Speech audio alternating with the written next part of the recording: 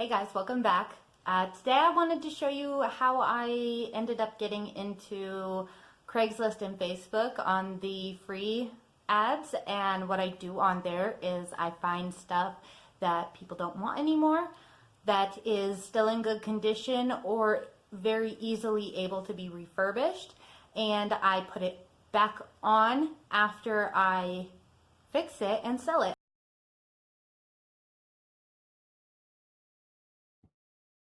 As you can see, these are things that I have sold on Facebook Marketplace. They're not always going to sell for big prices, and that's okay. This isn't about always getting the huge item and selling it at a huge price. Sometimes it's the small items adding up that count. So if you're going to pick up multiple items, this works out really well because you're going to be listing things at the same time, and it's going to give you more of an income. So this will be my little story of how I got started doing that. I want to share with you the tips I have for being successful in that, not only how to do it, but also my little guideline I go by for myself when I'm selling. My dad showed me and his dad showed him how I was able to refurbish them at a low price, the ones that needed refurbished. I ended up going to secondhand stores and to the repurposed building supply stores. Some of the items, yes, they get sold, but some of them I keep for myself, and then other ones my dad will keep for himself or he'll buy from me. So some of the things are over there. We have a grandfather clock and a pool table over there that I picked up for free. Well, I picked up the clock for free, sold to him, and then also I found the pool table and had him go pick it up. So this will be fun showing you guys what I do and how I'm able to find these items. All right, guys, here we go. All right, guys, so sorry about the poor picture quality. I am just pointing my camera at my laptop here. You want to go to your local Craigslist, and then you want to go to the for sale section here, and you want to go down.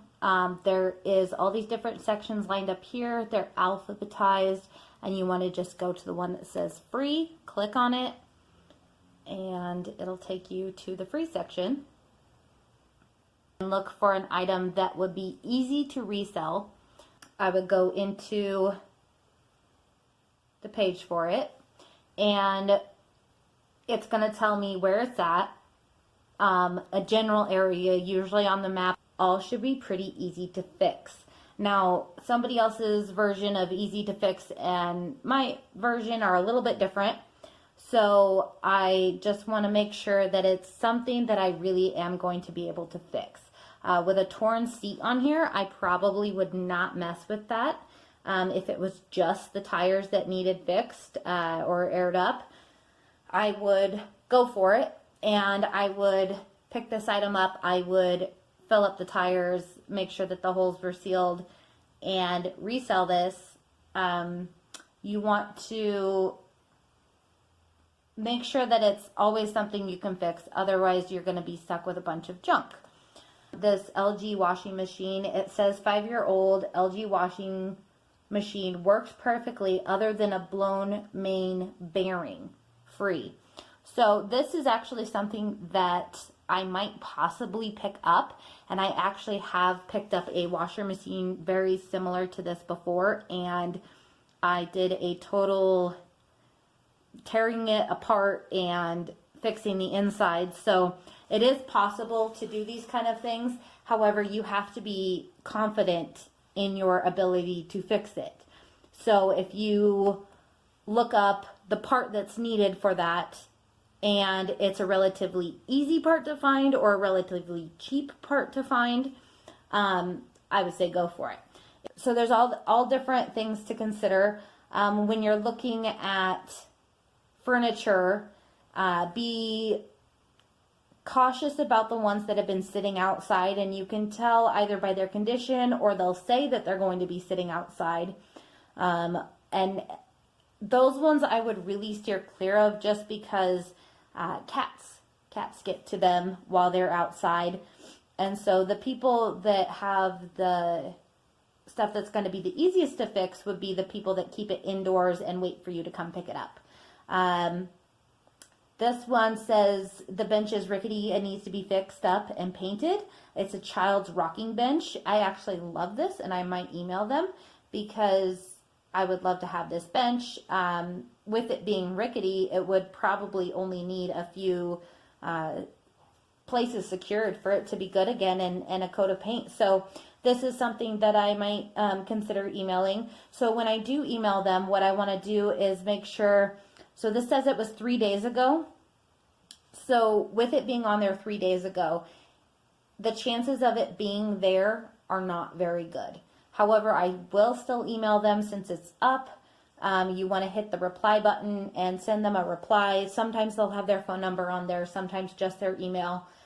So if they're asking for information that is not relevant, which typically no information is relevant when you are going to pick up something for free, then you should leave it. If they have a non-local area code, if they have an email not associated with a Craigslist email and they have a real email on there, leave it. If the phone number's on there and it says no texting, do not text them. That's just rude. Send them an email or call them on the phone and let them know. And if they don't answer, leave a polite voicemail just letting them know why you called with a callback number. Yeah, so this is the type of thing that I would actually go pick up and redo. This is a piece I'm really interested in, but with it being on there for 3 days, it's probably not going to be there, but I'm still going to give it a try. One of the keys to this is if there is a really good item, they go fast. Haven't been on here in quite a few days just because I've been busy with the holidays, so I'm going to need to see what's on there, see what I can figure out. And yeah, I'll let you guys know if I score any of these cool things and how it goes. So that's it for Craigslist. Okay, so the person that had posted the child rocking bench, I just contacted them. I will be going to get it tomorrow evening. This is where you kind of get into this tricky part of don't fully be sure that you have it until it's in your car. So we'll see if it all comes through, works out perfectly, and tomorrow evening I'll have a new child rocking bench that I will need to be refurbishing. All right, guys. So I woke up this morning and the person texted me back almost as soon as I was awake. They told me that they wanted me to come over anytime today because they were up and around and they didn't want to wait until this evening. So I went and got it immediately. This is it after I got it home. It is going to be super fun to redo, and I can't wait to make a video showing you guys how I'm going to redo it. I've already got some plans, and my son's sitting on it here to show you. It's not actually a child's bench, it's a regular size bench, but it's still super cute.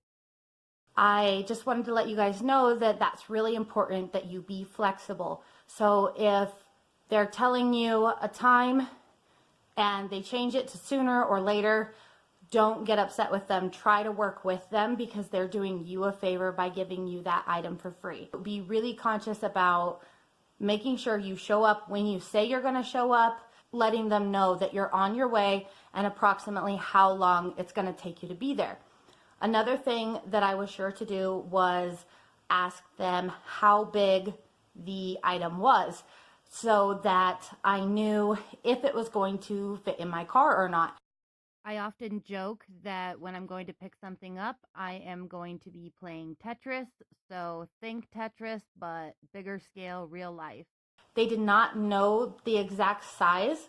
I took a chance and went and got it anyways, because if you looked at the picture of the item, it had a lot of screws, nuts, bolts. So what I did was I took my tools with me, and I want to make sure and always take the basics tools that I might need to take something apart so that it will fit in my car better.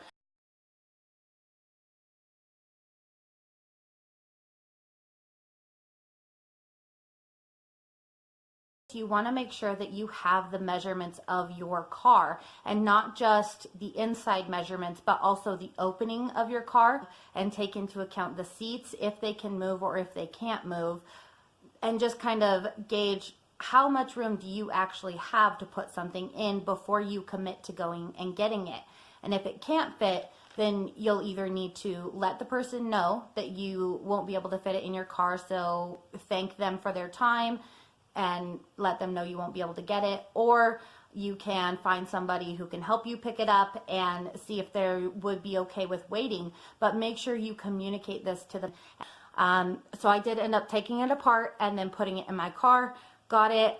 The lady was super nice, and she was just trying to get rid of some stuff that an old roommate had left. So she was excited to have it go to somebody who was actually going to refurbish it. So yeah. So Facebook Marketplace is very similar to Craigslist in how it works. However, you're going to go into your Facebook app, you're going to go to the little marketplace symbol on the top. You'll see here it's highlighted in the blue because I've clicked on it. And you're going to want to go to your search bar. When you get to the search bar, it's going to have all these different categories. However, the categories do not include a free category like it does on Craigslist. So you are going to have to type in the keyword on the search marketplace bar as free. When you do this, you're going to type it in, and you can either do free stuff near me today, and make sure that it's in your local area and in the area you want to pick up at. When you do bring up that free search, it's going to give you things that do have a price on them, and you want to make sure and read the descriptions as well as look at the price, because sometimes they're not free. It just picked up the keyword. If you get an item on Facebook or sell an item on Facebook, there is usually a prompt or a way to rate the people that you buy from or that buy from you. You want to make sure and give those ratings. The more ratings you give, the better chance you'll have of them rating you back, because once you rate somebody, they get a prompt saying, "You've been rated, would you like to rate this person back?" Once you start building up your ratings, it's going to help you when you turn around to sell your items, because people are going to look at that and they're going to see that you are showing up on time, that you are a fair negotiator, that you communicate well. So those are really important things to not overlook when you are picking up these items or selling items. It's better to take somebody with you than ask for them to help you, because a lot of people can't help you. And unless it's specifically posted on their ad that they can help you load it, don't ask them. That's kind of rude. Or when you get there, maybe they're elderly, or there's things you don't know about. So just be polite, take people with you if you feel that you need help picking stuff up. So now you guys know how I do it. So get out there and start picking up stuff for free and selling it. Let me know how it goes for you, or if you have any more questions.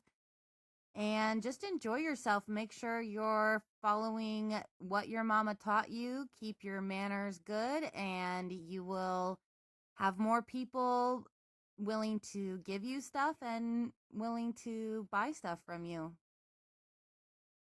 Make sure to hit the like button and subscribe for more videos, guys. See you next time.